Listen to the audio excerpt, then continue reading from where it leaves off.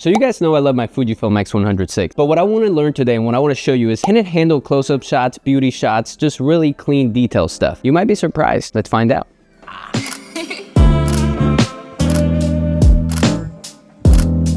What is up, guys? Welcome back to Once Upon a Time, and today we're working with two amazing people here. We have May and Tasia. There's their Instagrams if you want to follow them. Last time you saw May, she was covered in a mesh mask, and so now you get to see her real face. And Tasia is all doing amazing makeup. What's the vibe today? Thank you.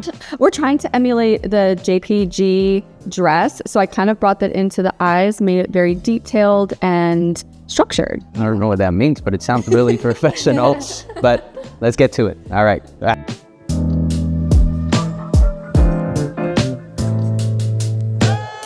Hey guys, just a little disclaimer. The video, I had to blur out her private areas because obviously I don't want to get demonetized, and I don't want anybody that watches with kids to be exposed to such things, you know, as boobies. Boobers, some people might call them. As I'm going through this shoot, I noticed a couple things and I wrote them down and I wanted to talk about them. So first I'll go through the good and then I'll go through the bad. One good is obviously we have an incredibly sharp lens. The 28mm, which translates to about 35mm on the Fuji. It is just incredibly sharp. It's something that you can't really put into words. It's something that you just kind of see. And if you're a photographer, a seasoned photographer, you might be able to notice these things a lot easier. For example, shooting with a kit lens versus something that's definitely made for higher quality work. And this is something that I gotta give to Fujifilm on this because it is just incredible how much you can get out of the camera here. Now on to one bad one. Because it is a fixed lens and you cannot remove this, you cannot detach this lens or change it for any other lens, you will run into some problems when you're shooting close-up. Because when you're doing close-ups, you don't want to distort a lot, especially if you're doing professional work where you're not going for an edgy look. People want really clean, undistorted shots, and the problem with something this wide is that it does tend to widen the face or widen the teeth, or it just makes everything look a little more stretched out. However, for this look, because we were going for a little bit more of a spicy, kind of a fun, edgy look, it doesn't take away from the photos as much. However, I do think that if you're going for more professional, commercial stuff, this might not be the one to use for that kind of situation.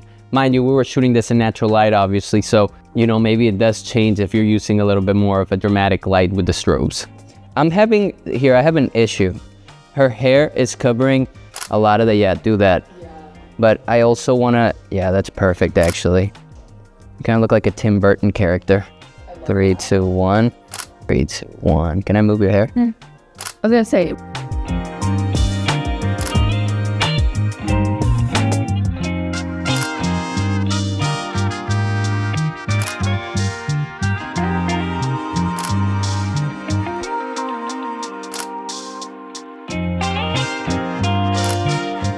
So now we're gonna be doing some 2-gem stuff. We're gonna be putting some stones, some bling in there. Wait, I love those lips. Yeah, they look really cool. She's gagging. She's gagging. I'm gagging. What is something that's noticeable? Yeah, you might have. Yeah, I mean, there's different sizes. These are like little flowers. All right, so Tasia had to figure out a way to add these gems onto the teeth without like them being permanent. I know. So what's the plan? How do you attach these things? Well, idea is we are going to dry for tooth, and then we're going to put lash glue. Do the second, this one? Or that one, and maybe one on like a front and a side? A front and a side. I like that. This front, this side. I like that. Yeah. All right, now we have the 2-gem installed here. Yeah. Can you see it? I guess.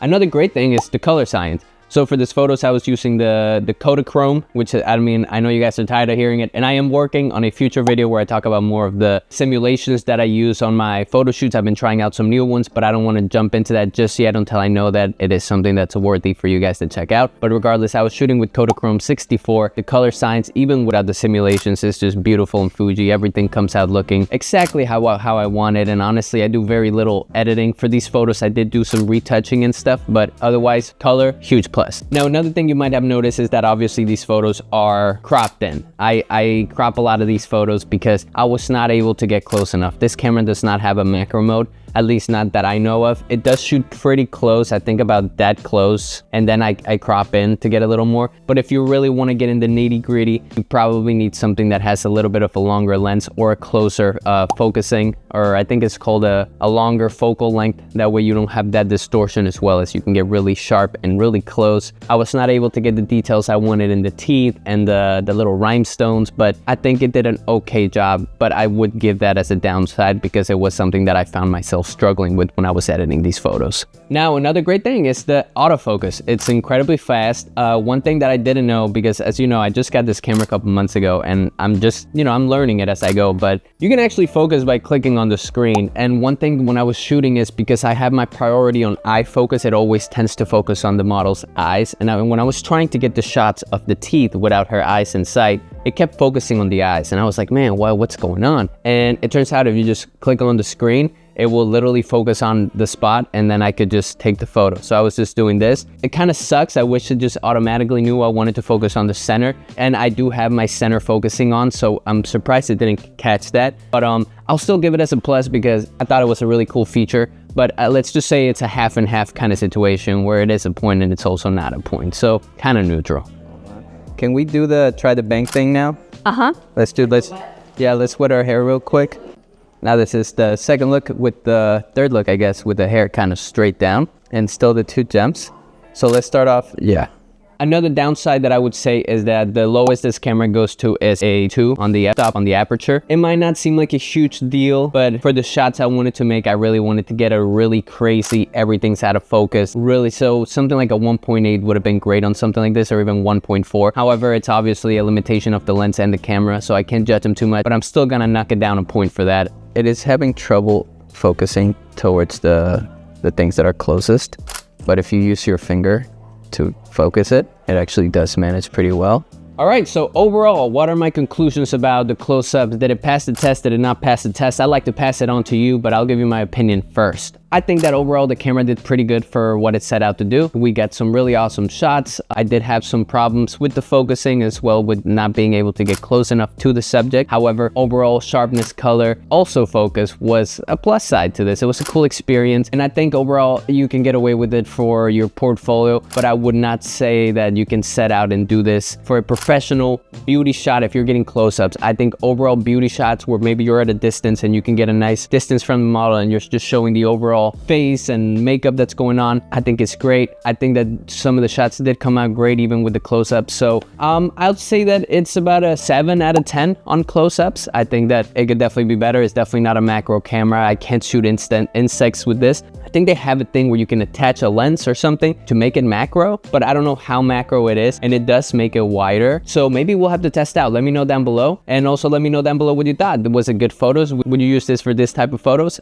And I'll pass it back to Juan in the studio. All right, guys, that is it for the video. I hope you enjoyed it. Thank you so much for 4,500 subscribers. Next time I see you, I am going to be studying law and fighting OJ's case all over again to prove that he didn't do it. All right, and these are their Instagrams, so you can follow them. All right, see you next week.